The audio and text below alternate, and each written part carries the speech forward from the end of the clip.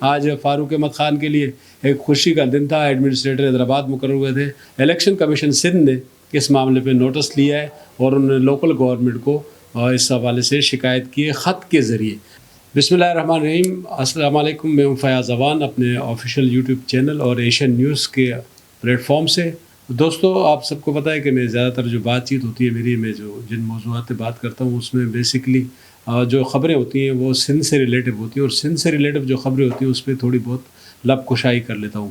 آج سندھ میں ایک بڑی تبدیلی کی بات ہوئی، اور وہ تبدیلی یہ تھی کہ یہاں پر کراچی اور حیدرآباد کے ایڈمنسٹریٹرز کو یہاں پہ نئے جو سیاسی ایڈمنسٹریٹرز تھے وہ مقرر کیے گئے۔ حیدرآباد میں جو سیاسی ایم کیو ایم کا جو ایڈمنسٹریٹر مقرر کیا گیا فی الحال وہ ہیں، لیکن ان کے ساتھ ساتھ ایک دوسری چیز یہ تھی کہ آج جب ان کی تعیناتی ہوئی اور پھر لوگوں نے ان کے لیے مبارکباد اور ہار پھول لے کر گئے، اور بہت ساری تصاویر سوشل میڈیا پہ وائرل ہوئی۔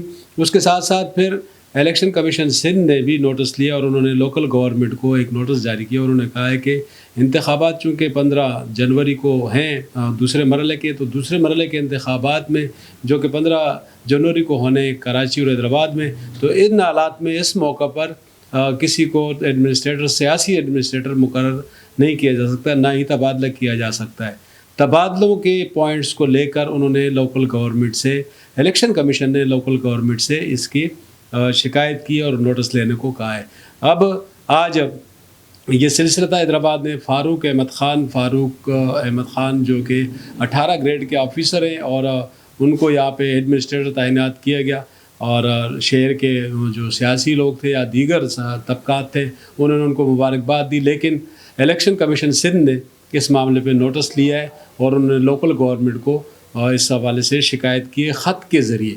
اب یہ سلسلہ ہے کراچی کا بھی اور حیدرآباد کا بھی، اور چونکہ ضابطے یہ کہتے ہیں، قانون یہ کہتا ہے کہ جب الیکشن کی تاریخ کی اناؤنسمنٹ ہو جائے تو پھر افسران کے تبادلے نہیں ہو سکتے۔ یہ ایک بالکل عام شہری جو پاکستان کا عام شہری اسے بھی اس بارے میں بخوبی علم ہے۔ تو پھر یہ آج اس طرح کا جو ٹرانسفر ہے وہ کیوں کیا گیا اور یہ تعیناتی کیوں ہوئی، جس پر الیکشن کمیشن کو اس کے اوپر ایکشن لینا پڑا اور خط لکھنا پڑا لوکل گورنمنٹ سندھ کو۔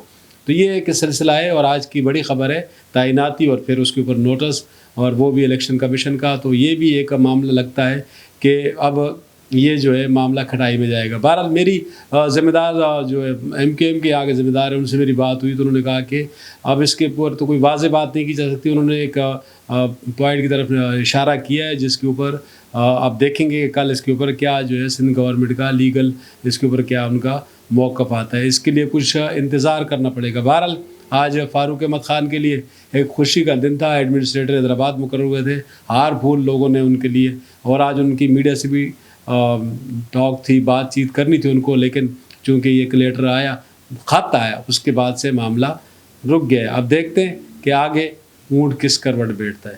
آپ کو اگر میری ویڈیو اچھی لگے اور موضوع اچھا لگے تو لازمی طور پہ ہمارے چینل کو سبسکرائب کریں، ایشین نیوز کو بھی دیکھتے رہیں، اور میرے فیاض اوان آفیشیل جو میرا یوٹیوب چینل ہے اس کو بھی دیکھتے رہا کریں۔ بہت شکریہ۔ اللہ حافظ۔ پاکستان زندہ باد۔